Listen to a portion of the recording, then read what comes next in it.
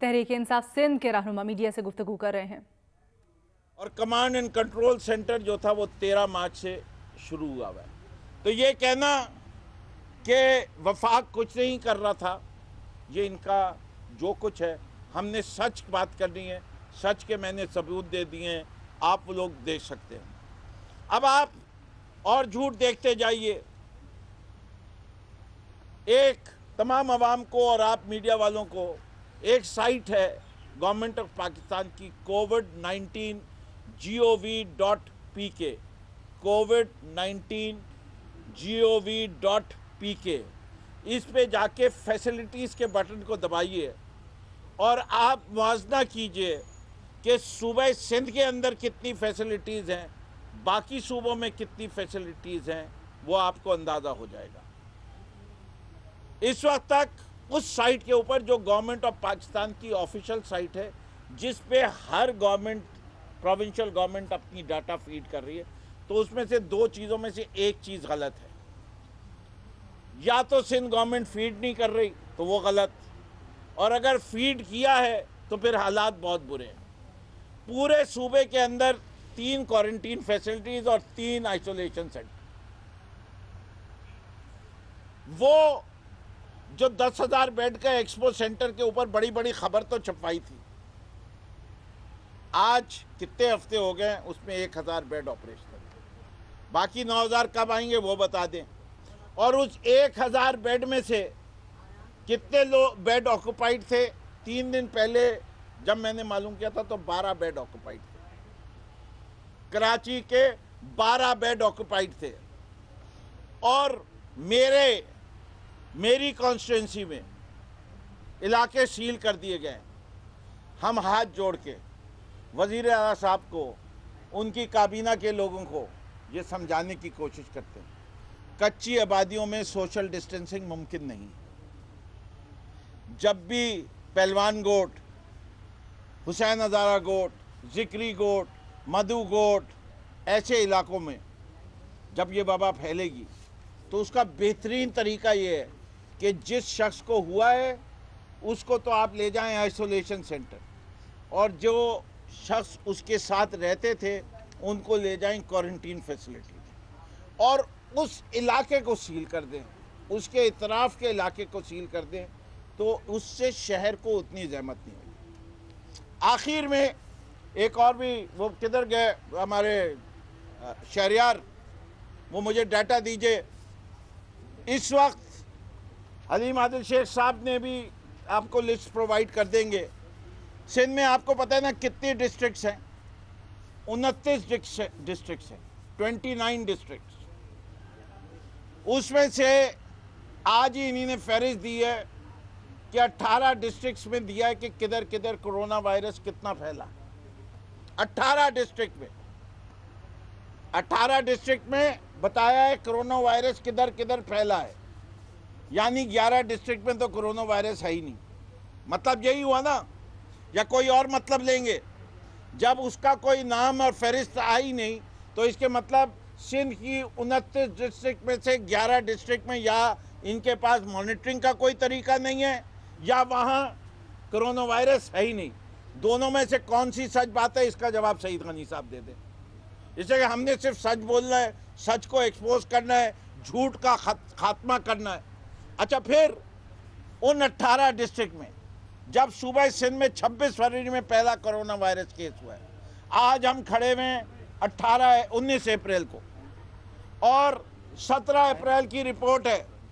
जो 18 डिस्ट्रिक्ट्स दी हैं उसमें से 6 डिस्ट्रिक्ट्स ऐसी हैं जिसमें से सिर्फ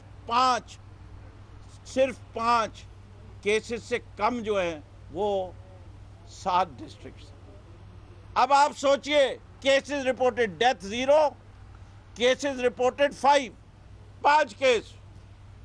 उनमें भी लॉकडाउन है, पूरे सिंध में लॉकडाउन है। अगर लॉकडाउन है, हमारा को कहना यह लॉकडाउन है ही नहीं, सिर्फ बातें होती हैं, लॉकडाउन नहीं है। लॉकडाउन मेन रोड, बाकी शहर फ्री टाउन। लॉकडाउन किधर? सड़कों पे, बाकी जगह फ्री टाउन, जो करना चाहे करो, हर चीज़ खुली हुई है। जब उनको कंट्रोल नहीं हो रहा तो अब हल्के हल्के उन्हीं ने फैक्ट्री, बेकरी, रेस्टोरेंट, दुकान सबको खोलने की इजाज़त है। लेकिन कहते हैं ना, 1.5 ईंट की मस्जिद बनाने का शौक़ है।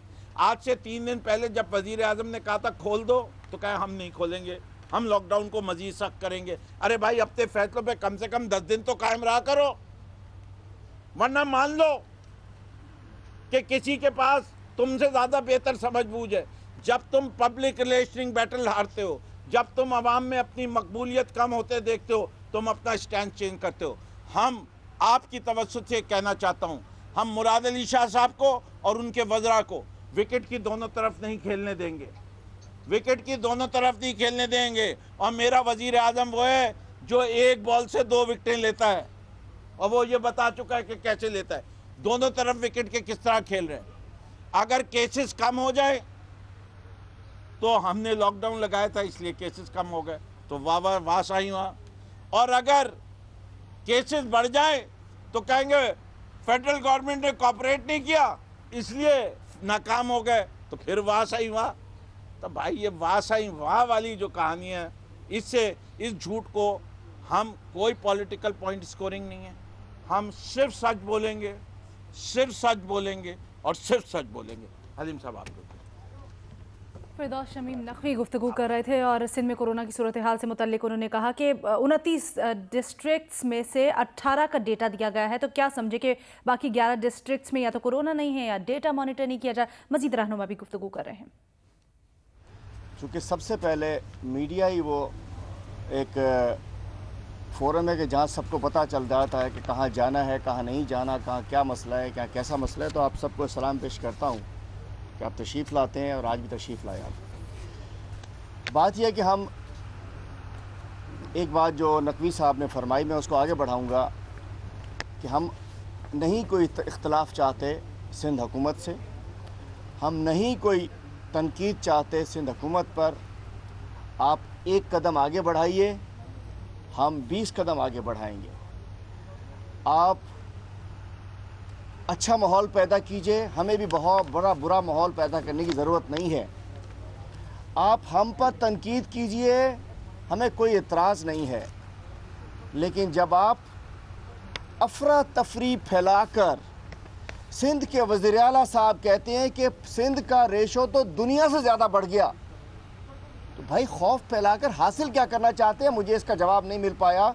मैं मीडिया से भी कहता हूँ, बराए करम इसका जवाब हमें इनसे लेकर दे दें। मेरा सवाल, और साईं अगर आप सुन रहे हैं तो मुझे बता दें कि आप खौफ फैलाकर, डरा कर हासिल क्या करना चाहते हैं? मेरे पास जवाब नहीं है। आप कहते हैं, वज़ीर आला साहब कहते हैं सिंध में दुनिया से ज़्यादा रेशो आ गई है। यहाँ को 2.4 रेशो था, दुनिया जान में 6.57 तक चला गया। तो पता नहीं कैसे कहा उन्होंने। फिर उन्होंने कहा कि जी एक और खौफ फैलाया।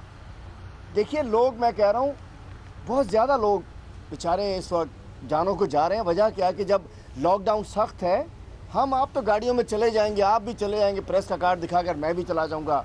बड़ी गाड़ी वाले को कोई नहीं रोक रहा रोड के ऊपर, मोटरसाइकिल वालों को जलील किया हुआ है।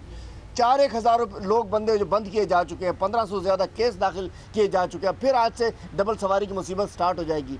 मतलब एक बंदा अकेला मोटरसाइकिल पे निकलता है, उसे पकड़ते हैं और कोरोना से मुस्तफ़ीद होने के लिए लॉकअप में कर देते हैं। या 25 लोग पहले से होते हैं थाने में। ये कहाँ का ये लॉजिक है कि हज़ारों लोग, आपने एक बंदा निकला, मुसीबत में निकला, किसी वजह से निकला, रोड पर गया, आपने पकड़ा, सबसे पहले मोबाइल में डाला 6 लोगों के साथ, कोरोना शुरू, थाने लेके गए 50 लोग मौजूद, कोरोना शुरू, उसके बाद लॉकअप में डाल दिया 20 लोगों के साथ। तो ये कौन सी आपने आइसोलेशन की है? हज़ारों लोग बंद किए जा रहे हैं। तो मैं कहना चाहता हूँ, आपने लोग अस्पतालों में, जो मुझे एक डॉक्टर साहबा ने कहा कि जी मरीज़ कम आ रहे हैं, डेड बॉडी ज़्यादा आ रही है, इसलिए कि लोग घरों से अस्पताल आने के लिए एम्बुलेंस है नहीं, कोई सरकारी एम्बुलेंस नहीं है।